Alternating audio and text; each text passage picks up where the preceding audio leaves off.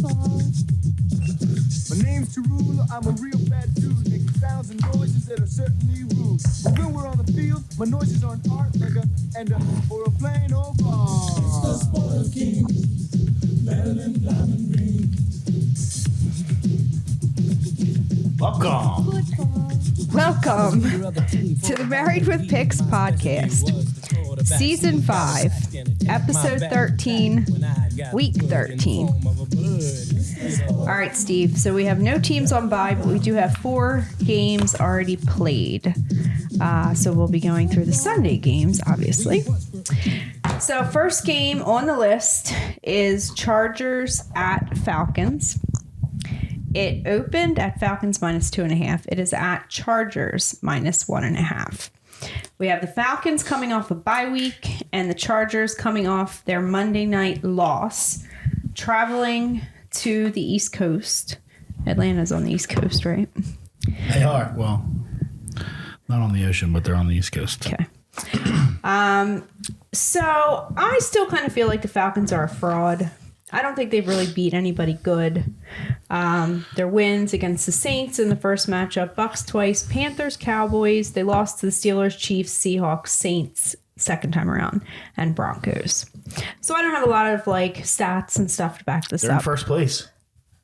In their division. Yeah, it's the division's not great, right? But they're 6-5, first place in NFC South, 1 game ahead of Tampa.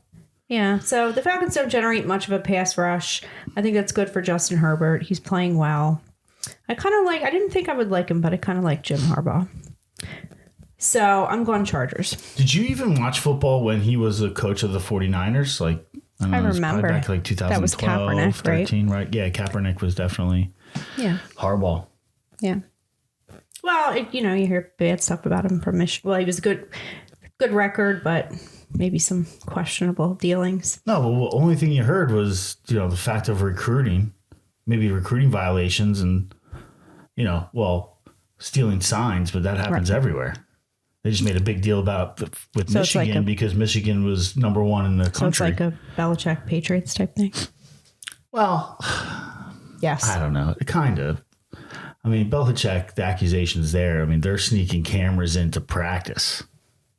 Well, I'm also talking about Deflategate and all that stuff. Yeah, hey, if you ain't cheating, you ain't trying is, I guess, the term to use in the NFL. But, he's a good coach. He had San Francisco playing well. Obviously they went to the Super Bowl. Yeah. But then what happened? He lost to his brother. And then what happened? Why did he go back? The whole Kaepernick thing happened and the team just kind of fell apart. And so he decided to bolt. So he bailed. Yeah, he bailed out and went to college. Okay. All right. That's enough of an aside there. Who do you got in the game? Chargers or Falcons? Well, I think I'm going to go Chargers here because I want to go Falcons, and it just feels like that's the loser side. That probably people are betting the Chargers, but the Falcons just feels like the loser side. You want to bet them because they've had time off. They're in first place. They were coming off the bye, so hopefully they've had a chance to get their stuff together. But really, Kirk Cousins only had 2 or 3 good games, both of them 2 games against Tampa, and I think maybe he had 1 other good game. Right. But, he's not. They did beat the Eagles. I left the Eagles off this list. Yeah, and the Chargers are just coming off the loss. It's a short week off Monday. I guess that's the only thing that worries me. I think there are stats to back up, one team coming off a bye, another team traveling. Well, let's not overlook the fact that they're traveling, west to East Coast, right? And I know you mentioned that earlier. But the key here for me is that they're coming off that short week with a loss. A bad loss against the Ravens, where I'm sure they felt like they could have won the game. So they're hungry coming out as opposed to demoralized and maybe catching a lag. Now, it could happen that they lag here. It is interconference, and they are coming across the country, and it's a 1:00 start. But the Chargers, I'll give you a couple stats here. The Chargers are 4-1 against the spread in their last 5. They're 6-0 against the spread in their last 6 against the NFC South. Mm-hmm. So I'm gonna take the Chargers here because it just feels all kinds of wrong for Atlanta. Now, I do want to give you a bonus here. I was doing a little bit of extra research for over-unders. A lot of research tonight, Steve. But I'm going to throw out an under on here. It's 47.5. 4 out of the last 5 Atlanta games have gone under, and 9 out of 13 for the Chargers have gone under. So it smells like, the good defense of the Chargers. I don't think that they're going to put that many points up against Atlanta, but their defense should hold well against Kirk Cousins. It's leaning up to an under here. I like the Chargers in the under 47.5. All right. Next game is the Colts at the Patriots. Opened at Colts -2. It's at Colts -2.5. I do usually like taking the Colts, but they're usually an underdog. I don't know if I really like taking them as a favorite. Patriots really seemed to struggle last week. Their defense is bad. Their run defense is bad. So I think the Colts will be able to move the ball on the ground. And other than one good cornerback, the Patriots don't have that great of a secondary either. So they might be able to move the ball through the air. Now, Josh Downs is out. Alex Pierce is questionable. Pittman was on the injury report, but he doesn't have a designation, so I guess he'll play. And then the other guy, Dolan, is also out. So they are a little light on wide receivers. Is Richardson even throwing the ball to his wide receivers? Well, he usually takes a couple deep shots. Yeah, he stretches the defense and then he dumps it off or runs with it. So Downs and Pierce is questionable. Seems to be Richardson's favorite. What are the Patriots? 3-9 this year? Yeah. They're only 1-4 at home. And are 2 of those wins against the Jets, or am I wrong? Did they play the Jets twice? No, it was the Bengals, the Jets, and the Bears. Okay. They beat the Bears the Bears 19-3. Yeah, but that was after the Hail Mary game. Yeah. So. They did play the Jets twice, but they split. Oh. Okay. All right. So who's your pick? I got the Colts. I didn't say that, but I got the Colts. Okay, because I thought you were going to lean the other way. This is another game where it just feels all kinds of, you look at the two teams and it looks like an obvious game to take the Colts. But I'm not a big Richardson fan, and I think when you travel on the road to New England, when you can New England does a good job of taking one element out if they're not a multifaceted quarterback, that was which Belichick, Richardson a lot. I know, but the team has not lost its identity from that standpoint. Colts, Richardson could only really strength is running the ball. He can throw the ball a little bit, but it's not confident. I think this is going to be an upset city. The Colts go into the Patriots with their 2.5-point favorites. I think you take the home dog here. Okay. The Colts are just 1-4 straight up in their last 5. So, since they're favorite, you don't even have to look at it against the spread. If they're straight up 1-4, I'll take the Patriots here. Okay. You sound really confident. This road favorites spells a loss to me. All right. Next game is the Texans at the Jags. This opened at -1 in favor of the Jags. I'm still not sure where these opening lines come from. It is now 3 weeks ago. Vegas Insider. Before the season started. It's at Texans -4.5. So this is a division game. These teams did play back in week 1. Houston won that game 24-20.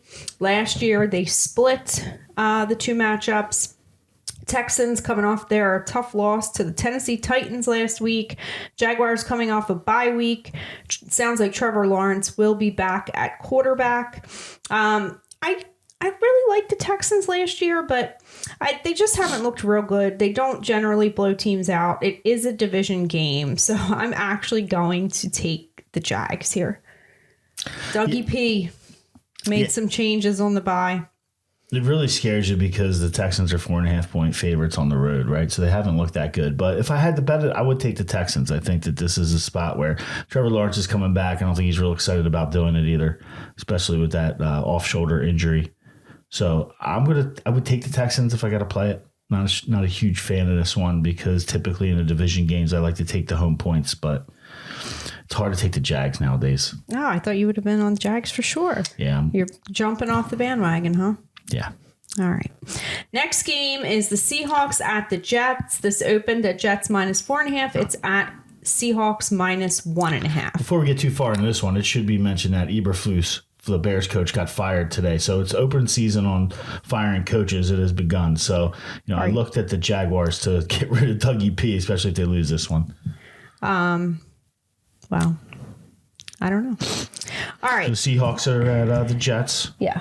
So we have a similar situation here. So you have the Seahawks coming off their win last week, traveling east, and the Jets coming off the bye. So again, I know there are stats behind it. I don't have them written down, but could be a bad spot.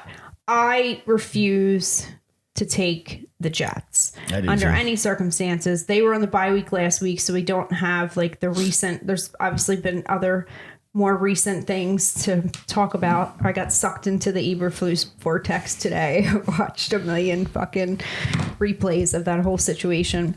But there was a lot of drama last week reported with the Jets. They did fire their GM, and there was just like a lot of stories about Rodgers, like the owner wanted him benched.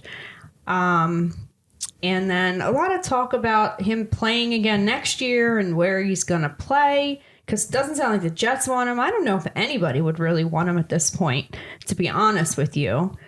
I don't know like who would be a coach that would fit with Aaron Rodgers at this point, because it seems like he kind of wants to play every role, and any good coach is not going to want to tolerate that. So I'm not getting sucked in to the Jets are going to make a comeback type thing.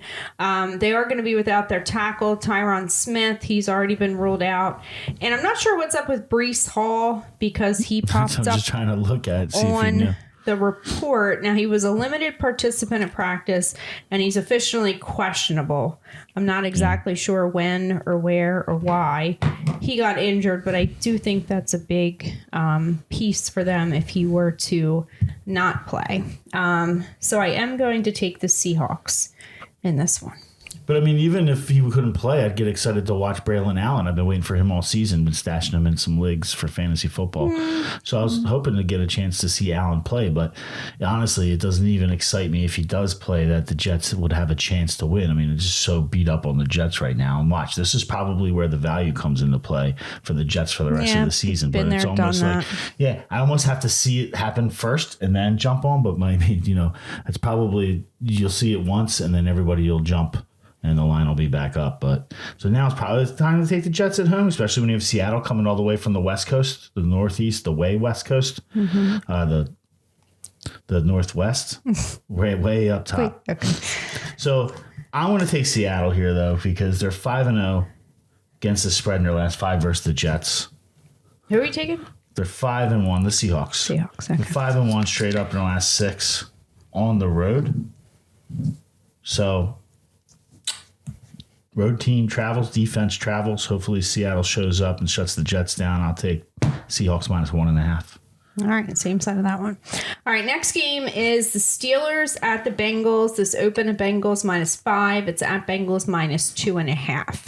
So this is a division game as well. We have the Steelers coming off their loss to the Browns on Thursday night, and Bengals coming off a bye.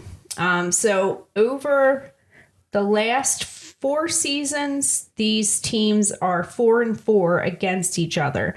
Now, the Steelers won both matchups last year, but that was not Joe Burrow in either of those games. Burrow's record against the Steelers is better. So I think I only went back a couple years. So he's 3-1, and the one loss was an overtime win by 3 points. So the Steelers play a lot of cover 1, which as long as Burrow has both Chase and T. Higgins out there, I think he should be able to move the ball downfield to those guys. Bengals have although their defense overall is not good, they are pretty good at stopping the run. And Pittsburgh, the whole Russell Wilson, what do they call it? Bucket balls or whatever. To Pickens, I just don't think that is a sustainable offense. So Bucket balls, eh? When I first saw this line, I thought the line looked weird. I asked you what you thought the line should be, and you said -2. So maybe I'm wrong in thinking that the line is wrong, but I'm still going to take the Bengals. I'm on the other side here. I like Pittsburgh. You and everybody else. Well, I just like Pittsburgh here. I think a lot of people are going to like the Bengals. Was the money coming in on the Bengals? I don't know, this feels like 70% on the Steelers. Oh, wow. Well, I like Pittsburgh here. I mean, I think this is their spot, right? Since he's just 2-7 straight up in their last 9 versus division matchups. So I know they have struggled a lot at the beginning of the season here, but since he's another team like the Jets, they have 4 wins. The Jets have 3 wins that you're thinking that they're going to do better, but I'm still waiting for them to show up since he typically plays well in December. They've played well in a lot of recent games and just been on the wrong side of the scoreboard when it comes down to it. So they lost, who was it? The Ravens 2 weeks ago by 1 point at the end. So I think they get this one. All right, I'm going to overstat you here, right? First, Pittsburgh's 5-1 against the spread in their last 6. Mm-hmm. Okay, keep in mind here that they're the underdog. Mm-hmm. All right, so when you're talking straight up, it doesn't matter about the spread. They just got to win the game and they'll cover the spread, right? So they're 5-1 straight up in their last 6 as well. Mm-hmm. 14-4 straight up in their last 18 versus Cincinnati. 9-2 straight up in their last 11 on the road. Okay. 9-2 straight up. Last 11 on the road. That's the one that does it for me. That's the kicker. I'm going to take Pittsburgh and the points. Okay. All right, next game. I think that smells like a divisional bet. All right. And I will say that Can I get 3? No, 2.5. Hold on. Let me see if I see that the line had changed. I will mention that you did win the bet last week. It was Cardinals, Seahawks. And deep down, I knew the Seahawks was the right play. Deep down, you knew? I know. But I did take the Cardinals. Oh, I have this one. They did lose. What are we waiting on here? I have the line changed. Yeah, I have this on the over-under. Yeah. Well, that's not going to help. I don't know why this site doesn't show them together. This is 3 in a lot of places. Well, I don't care. I'll bet you at 2.5. All right, I'll take it because they're going to win anyway. They're going to win outright. All right. Next game is the Titans at the Commanders. This opened at -1.5 in favor of the Commanders. It's at -6.5. Page 2, dear. So the Titans got their win last week against the Texans. Commanders have actually now lost 3 in a row. Pittsburgh, Philly, Dallas.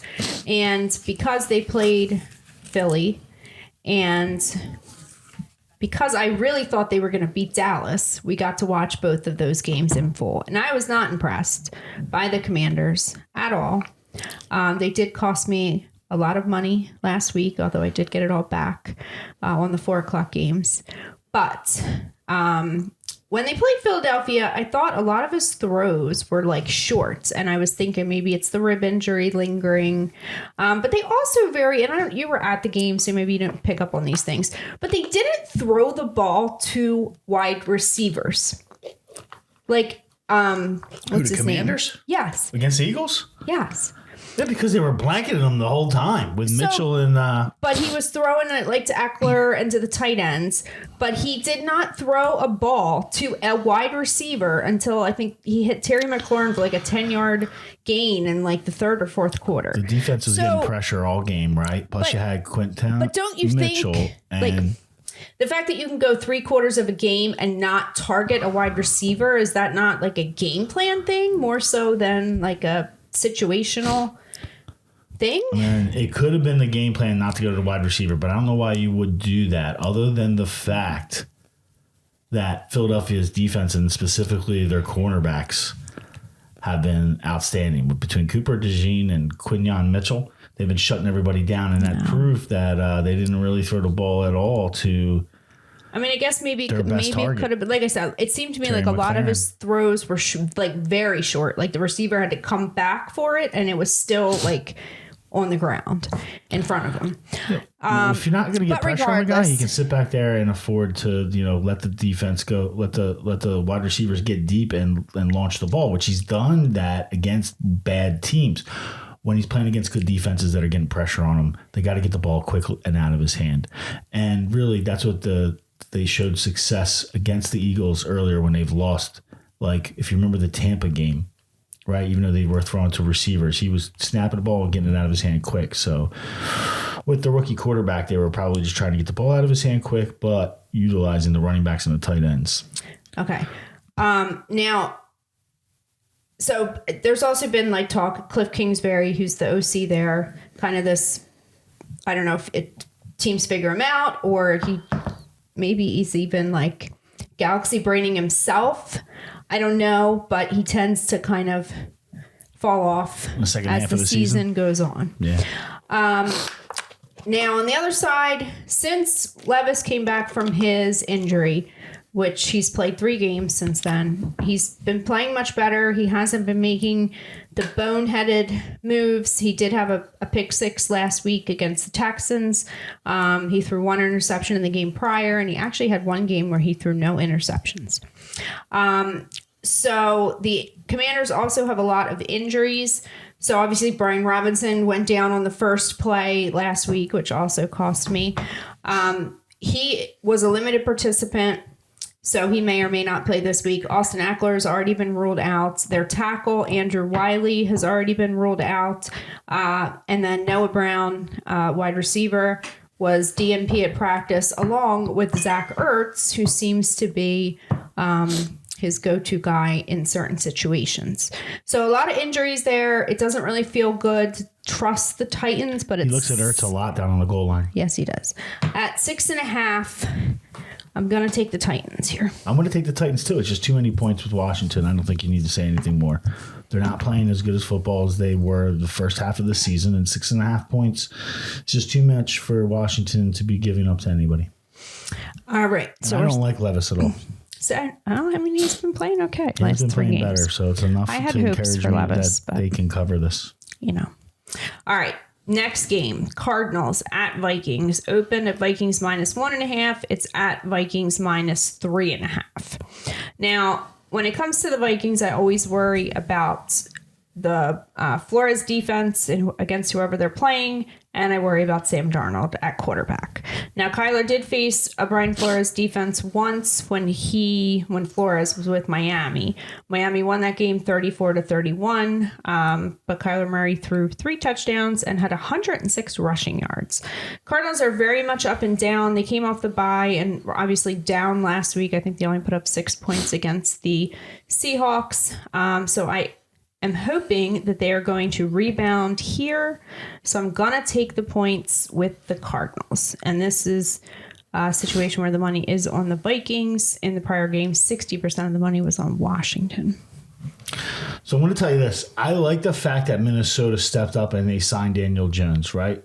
Because you don't love their quarterback situation. They do have J.J. McCarthy on the IR for next year. But Sam Darnold, he needs a little bit more insurance than Nick Mullins. But I think this might backfire in the mind of Sam Darnold, who's looking at, over his back shoulder. You don't want him looking over his shoulder. No, you don't want him looking over his shoulder because he's got a whole lot of talent, but not a lot of confidence, right? Especially how his career has gone. And if he starts creeping in his head that Minnesota just brought in, the guy who's going to replace him if he makes a mistake, it might not be good for Minnesota. And especially in the short term. I'll tell you, this is my buck the trend game of the week because the trend is against the Cardinals here. Vikings at home, they're a dome team playing against the Cardinals who are coming again. Another team coming West Coast. It's still to the middle of the country, but it's Middle East, if you want, if you will. But the trend here is Arizona is 0-4-1 against the spread in their last 5 versus the Minnesota Vikings. 0-4-1 against the spread. So I'm going to buck the trend and go Cardinals plus 3.5, especially would love that hook. I think the Cardinals definitely keep this game within 3 points. Okay. Same side of that. If not, win outright. All right. So the next game is the Bucs at the Panthers. This opened at Bucs -2. It's up to Bucs -5.5. So Panthers coming off their close game with the Chiefs, very similar to the close game with the Chiefs today. Tampa Bay obviously won pretty handily last week against the Giants. They have Mike Evans back. I think they can do the same here. Now, one aspect of this that has me a little bit worried is that Dave Canales, who's the head coach of the Panthers now, was the offensive coordinator in Tampa Bay last year. I'm sure that at least in his mind, he is single-handedly responsible for the success that Baker is having in Tampa Bay. I can't say that he's necessarily wrong, Baker was also in Carolina for the 2022 season. So I don't know who has the upper hand in this matchup. He's obviously going to know what Baker does well and what Baker doesn't do well. But I also think that to an extent, you have to have the defensive players to combat or to do whatever is going to work to throw Baker off. And I don't know that Carolina has that great of a defense that they can really do too much. On the other side, you do have, I'm drawing a blank on his name, the head coach of Tampa Bay. Todd Bowles? Yes, Todd Bowles, was a very good defensive coordinator up against Bryce Young, who is still raw. So I'm going to stick with my original pick, which is the Bucs. But I do worry a little bit about that Dave Canales angle. And this is a situation where 88% of the bets, 75% of the money is on the Buccaneers. Yeah, and I'd like the Buccaneers to win here, but I think the Panthers are going to keep it close enough to cover. I'm definitely going to go on the Bucs side. It's 5.5, or I'm sorry, on the Panthers side, getting 5.5 points. I look for a game out of Xavier Legette. We've been waiting. Fantasy heads have been waiting for him to break out. I think this is finally the game where he scores a touchdown or two. I like the fact that Mike Evans is back for the Bucs. Probably a game that Tampa Bay will be in control, but not really expand the lead too much. Possible backdoor touchdown for Carolina to bring them within the spread. Again, I like the Carolina Panthers. All right, different sides of that one. All right, so the next game is the Rams at the Saints. It opened at Rams -1.5. It's at Rams -2.5. It seems like everybody is all over the Rams in this one. 73% of the bets, 81% of the money. Now, I am not impressed, and I did pick the Rams last week, and I knew it was a mistake. I am not impressed by a lot of the games that they played this year. I think a lot of their wins have come because the other side kind of handed it to them more than they won it outright. Their offensive line is not good. We saw the Eagles get to Stafford quite a bit last week. We saw the Dolphins do it a couple weeks ago. The Rams are getting offensive lineman Rob Haverstein back. He missed the last 3 games. And let's see. So we also saw Saquon Barkley break off 2 long runs against the Rams last week. Now, I worry a little bit about like offensive line, defensive line on both sides. Like how much pressure are the Rams going to get on Derek Carr, and how much pressure are the Saints going to get on Stafford? So the Saints, obviously, since they fired their coach, they have 2 wins and they're coming off the bye. So I'm going to go with the Saints in this one, but I'm not terribly confident in it. The Saints have won 2 in a row. 2 and then the bye, yep. They beat the Falcons by 3 and put one on the Browns by 21. Browns, yep. So I don't see them winning 3 games in a row. I think the Rams coming off that it scares me a little bit because they might have gotten beat up a little bit by the Eagles. But teams are not playing that well after they come off the game with the Eagles. However, I like them here. They're going across. Again, we got a lot of West Coast teams going across the East, but you got to look out for San Fran and Los Angeles. East, is it? The Saints. Well, it's Middle East. Southern East. But you got the Rams in San Francisco, both 5 and 6 in the division, right? And they can't afford to lose this week and then either Arizona or Seattle win. That'll put 2 games behind the division lead. And it doesn't look like, especially if they lose this week, they're not going to be in a position to fight for the wild card. I mean, miracles can happen, but you're going to have to jump a lot of teams and win out to get into the wild card. So all these teams are really pretty much unless Arizona and Seattle just keep rolling, they're just fighting for the division for the chance to get into the playoffs. So I'm going to take the Rams here. I think they're desperate. For the Saints, it's kind of 4-7. They're already out. But again, you look at the ebb and flows of the season, and they lost a bunch of games in the middle there after winning the first 2. Down they win 2 in a row. But what's their division look like? Because they're not necessarily out of it, are they? I mean, no, they're not out of it actually because they're only 2 games behind the Falcons with what do we got 6 to play. So the Falcons are 6-5. Tampa's then 5-6. Saints 4-7. Carolina 3-8. So even Carolina's still mathematically, in the division run or the division hunt at 3-8. But yeah, I think that's a little bit far-fetched to think that they'll make the playoffs. Anyway, back to the Rams and the Saints. It's a 4:00 game. I like the Rams. I think this is where why you do you jump like on the them. Rams?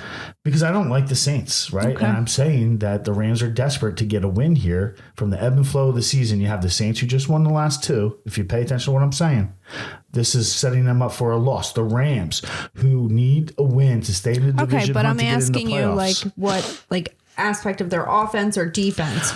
Oh, I love the fact that they have two elite receivers, and Cooper Kupp looks like he's getting stronger every week. But even more than that, I like Puka Nacua. So Puka Nacua. Puka Nacua. I like him a lot. So I think that they still have a run in them to get to the playoffs. So I'm not, in my mind, I'm not sure if San Fran, this will be a big week for San Fran. It's not an easy one going to snow-filled Buffalo. We'll get there in a second. But Matthew Stafford, let's not forget, it's not, he's still a Super Bowl winning elite quarterback. You got Kyrie Williams, who I think can get off a little bit here on that Saints defense. Yeah, and see, it's hard to think that the Saints are going to win 3 in a row. I mean, I guess historically I always thought the Saints had a good defense, but I don't know this year that they're really playing that well anyway. So I think this game definitely is going to come down to the trenches and who's going to beat who, because Derek Carr is not good under pressure. If the Saints defensive line can get pressure on Carr, it's not going to go well. And vice versa. If the Saints are going to win, they're going to have to get through to Stafford. So that's what it comes down to in my mind. The only chance in my mind, I mean, you have two chances here. It's either that they get Taysom Hill and scheme him up where he has a monster game, which I don't think that McVay is going to allow that to happen. He's smart enough coach to put him on wraps. And the other one's Alvin Kamara, who's not going to be able to run all over this Rams defense. Why? He can't do what Saquon did? I don't think he's as good as Saquon. You can't put Saquon's in another category. Okay, but Alvin Kamara's not bad. No, he's not, but he's getting older as well. He's not He's Saquon. elusive. He's not Saquon. He's not Saquon. And again, I don't think you have to really scheme too much for David Carr or Derek Carr. I'm sorry. I always want to call him David, his brother. But Derek, you don't really have to scheme too much for Derek Carr. In other words, he doesn't have any weapons. Marquise Valdez-Scantling, the ex-Green Bay Packer, has caught a couple touchdowns, but not much, as far as receptions outside of those touchdown grabs that he's had success over the last couple of weeks. You had Cedric Wilson Jr., Kevin Austin Jr., really nothing that scares you other than Taysom Hill. But again, well, I think that's no way that he's going to be able to scheme. They're going to be able to scheme to put him in a position to win. Like the book is out. They kind of used all their Taysom Hill plays 2 weeks ago when he went off. So I think, the league saw that tape, and I don't know how much else they can do to be surprised at what Taysom Hill can do out of the backfield by throwing the ball and doing all the little gadget plays, right? Well, he does it all, though. He plays quarterback, he plays tight end, he plays running back. Yeah. All right. So I like the Rams. Okay. Different sides of that one. All right. So the next game, I'm stuck, is the Eagles at the Ravens. This opened at Ravens -4. It's at Ravens -3. So maybe I'll let you take the lead because I'm really not sure what to do with this game. If I tell you they're 5-1 in their last 6 against the spread and 6-0 in their last 6 versus the AFC. Well, here's what do you think I'm talking about? Well, here's what I did. The Birds. I had to go back though and look at their schedule, and these are the teams that the Eagles have beat. Okay, the Browns, the Giants, the Bengals, the Jaguars, the Cowboys, the Commanders, and the Rams. It's not exactly a murderer's row. So, in my mind, these are really very similar teams. We have a mobile quarterback, a very good running back. So it's going to come down, I think, to Jalen Hurts beating them through the air. Now, what about the Packers? What about the Bengals? I mean, these are pretty good teams. But that was early. What about Washington? Well, I wasn't impressed with Washington. They beat some good teams. I think it's unfair for you to say that they haven't beaten anybody. The Packers and the Falcons were very early. They lost to the Falcons, but if you look like the Ravens, 12 weeks of the season, you're Ravens saying have played the anybody. Chiefs. The Ravens played the Bills. Well, I get what you're The saying. Steelers. Like when you look at a team like let's say look at the Ravens matchup from last week. Like I went against them, I went on the Ravens. I went against the Chargers because of that same reason. They didn't really beat anybody, right? And they have like five losses. Who? The Chargers. Something like that. But the Eagles have 9 wins, and you're saying out of all 9 wins they haven't beaten anybody. I mean, that's kind of fucking impossible, isn't it? I read you most of other than the early weeks, except for the Bengals and Washington and the Green Bay Packers, who happen to be first place in their division. One, though. So it's still a win. So they haven't beaten anybody. Okay, but the recent streak of wins: Browns, Giants, Bengals, Jaguars, Cowboys, Washington, and the Rams. I'm surprised you have all this to say about this game, because the first thing you said is, I'm going to let you take this game. Because I don't know what to do with it. Like, the money's all on the Eagles, but they're the underdog, right? So they're getting 3 points. The Ravens have to win by 3 points. So that's probably why the money's there. Same thing with the Steelers. They're an underdog. Okay, I'm going to tell you that's why why I like you the take Eagles. them. I'm going to tell you why I really like the Eagles, okay? Now, let me finish, because I actually do have a lot to say about the game. I just don't have a strong take. The other thing is Vic Fangio. Oh, my God. Say it again. Vic Fangio. You got it right. Has faced Lamar twice. Once when he was in Denver. This was in the 2021 season. I think he was the head coach in Denver. The Ravens beat them 23-7. And Fangio got fucking tell you. Fangio got mad. He's not playing the same defense. Because the Ravens ran up the score a little bit because they had some streak that they wanted to keep going. Split some teams. He's not running the same defense historically that he has, because he's got better talent. Well, okay. He's sending blitzers. He's running a different defense. Let me finish.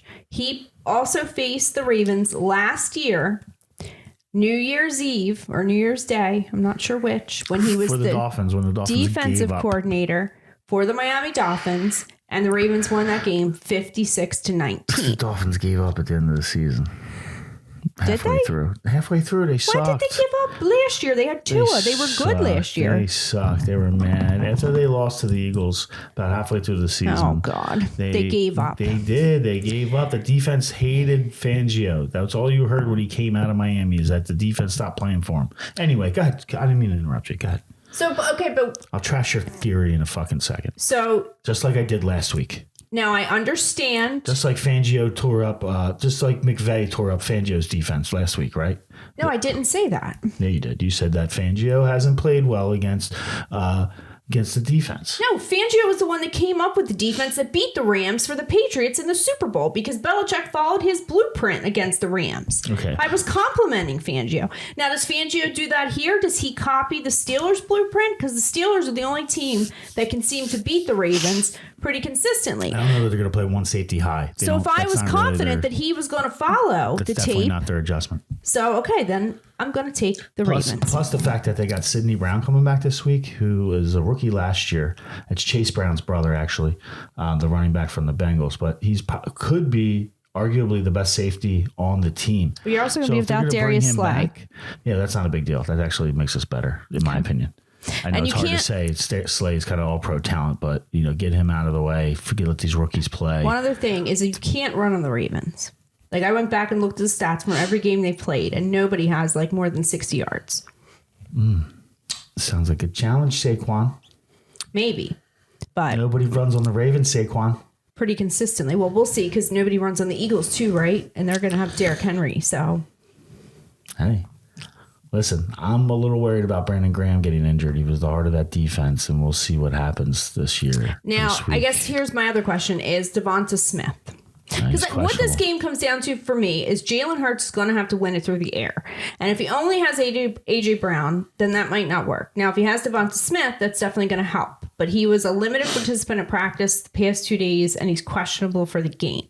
So he's probably not going to be 100% regardless.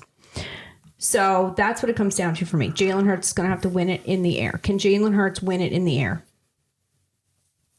Steve. Yeah, he definitely can. He can. Willie. But the thing is that Willie. I don't know why you're like this game is in my mind. This game is going to be a little bit tighter and lower scoring. So how many plays does he necessarily have to make if the game's played in the low 20s, high teens? Not necessarily. Well, he has to make more than Lamar Jackson. We'll put and it that way. The Ravens have been giving up a lot of plays in the air. The Ravens haven't? Yeah, they have given up a lot of plays in the air. They have, yeah. Yeah. So, yeah, I think he can beat the Ravens in the air. Okay. What is that your pick, the Eagles? I am picking the Eagles here because of the reason that I like the Ravens all week up until yesterday. And the reason is I feel similar on this game, the same feel I did last week with the Eagles. It's kind of a bad spot for them. They're going to, against the AFC Central on the road. And Lamar. I thought last week, can I finish, please? Yeah. Then last week, Jesus Christ, dude, you're on a roll. Then last week, I felt the same way that they were going to lose. It's a bad spot for them going out west at the night game, and they rolled. So up until yesterday when I realized that this is the same exact position almost or mindset, and a lot of people are still taking the Ravens, just like a lot of people were taking the Rams last week. So I'm flipping it and I'm going Eagles this week because I think it's just a spot where people don't yet believe. Now, listen, they win this game. I think they're going to go 1-1 over the next two. And chances are, if you look at it, you'd probably win at home and lose on the road. But I think it's going to flip here. I think they beat the Ravens and then they lose to the Steelers next week. Actually, it's not next week. It's Carolina. That's probably an easy win. But then the week after that is going to be the Steelers. So it's going to be a split between the Baltimore Ravens and the Pittsburgh Steelers. Okay. And now Lamar has like some ridiculous stat against the NFC. So he's 2-0 against Fangio, right? He's 2-0 against Fangio, and he's 25-1 against the NFC. It's like some ridiculous stat. That's nuts. But that doesn't mean much to me. It's teams that don't play each other as much, maybe that's why, because you're not used to game planning for Lamar. Other than there being snow in the forecast for the next game, I think this is by far the best game on the calendar, right? Oh, it's definitely, yeah. I love it. All right, so next game is the 49ers at the Bills. This opened at 49ers -2. It's at Bills -6.5. The Bills are coming off the bye. 49ers are coming off a miserable loss last week at Green Bay. Obviously, that was without Brock Purdy. It sounds like they will have Brock Purdy back this week, but they are going to be without. These guys have already been ruled out. Without Trent Williams on the offensive line. Linebacker Drew Greenlaw. Cornerback, I don't know how you say his first name. His last name is Lenore. Out. Nick Bosa, out. So they're missing a lot of pieces. There's apparently going to be heavy snow in Buffalo prior to the game, I guess. Like a foot or more of snow prior to the game. This is the night game, right? Sunday night. So it's going to be cold, I'm sure, in Buffalo. So originally I was going to take the points until I saw all these injuries for San Francisco. It's just, and then I heard that Fred Warner has been playing with a broken ankle all season. And he's not even on the injury report. But I think it's a lot for San Francisco to overcome. So I think I'm going to go with the Bills. There's a high of 36 degrees tomorrow. Jesus Christ, what happened? I don't know. I know it's fucking cold today. I know, right? It's colder tomorrow. Me out there moving sandbags. Thanks for the help. I appreciate that, actually. I'm getting older. I can't do it all by myself. Well, I'll tell you what. I think this is another weird game where, the line keeps going up. It's almost up to a touchdown. I don't think the Bills are that great. And McCaffrey's coming back, right? So it looks like he's going to play tomorrow.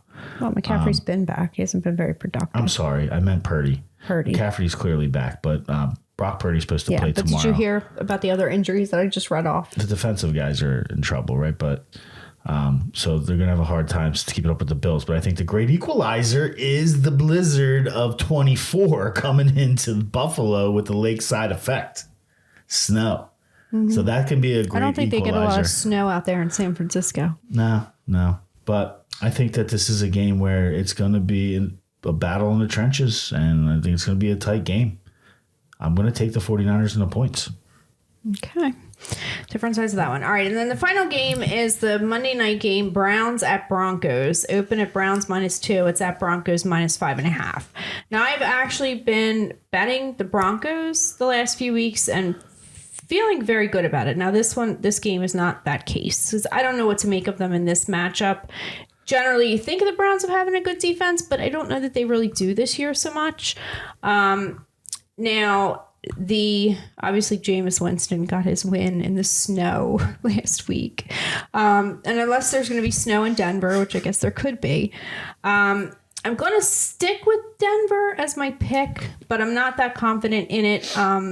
Part of the pick on the Broncos the last couple of weeks has been because he played teams that don't get a lot of pressure. I think the Browns can get pressure.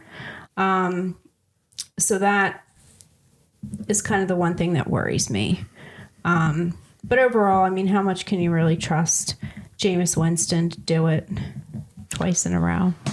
I don't know. Jameis Winston is now my new official favorite football player of the 2024 season. I love that guy. I'm starting to fall in love with him. I hated this guy so much, but you know what? He wears it. I'm telling you, he owns his personality. He's not changing for anybody. And at this point, it's entertaining. And I just hope that you see some of these guys that get a couple years in the league, like Geno Smith's a good example, where he looks like he's absolutely worthless. First round pick for the Jets, right? And now he's having a lot of success with Seattle. He's getting a little more comfortable. The play is slowing down for him. Right? He's learning how to become an NFL quarterback. I pray that happens to Jameis Winston, because he has had so much success at times, and what's missing is he throws a ton of interceptions. And if he can just figure it out and limit the interceptions, he'd be a decent quarterback. So maybe it's a guy that, if he can stick in the league, as he gets older and matures, that he can put together a solid career. However, what I'm going to do here is I'm definitely going to play the Browns. I mean, I think that Chubb is starting to get a little bit of energy underneath his legs. He had 59 yards and 2 touchdowns last week, finding the end zone, I think only for the 3rd time this year. He had what? He had 59 yards and 2 touchdowns.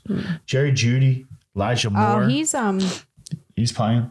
Is he? I thought he's definitely at least questionable. Jerry Jeudy, Elijah Moore are playing. It's Cedric Tillman that's questionable, I believe.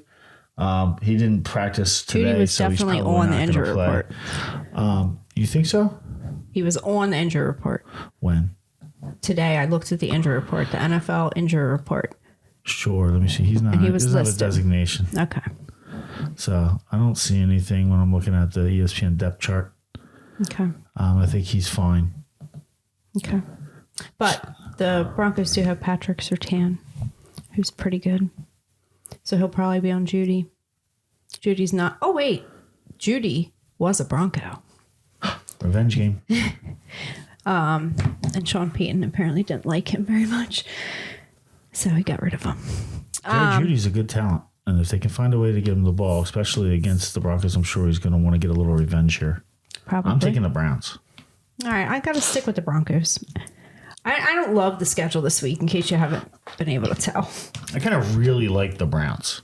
I'll tell you this right now. Yeah. I love the Browns. I don't know if they're going to win the game, but they're definitely going to play it within the 5.5, and probably by Monday night. Today is Friday. Now, yeah, well, okay, so 68% of the bets, 89% of the money is on the Broncos, and it is the Monday night game. That number's going up. Although I think the NFL has kind of changed up their routine, because I don't think they're fixing the Monday night games like they used to. Look, but expect that Broncos line to they're go up. fixing other ones. They're It's throwing us 5.5 off, right now.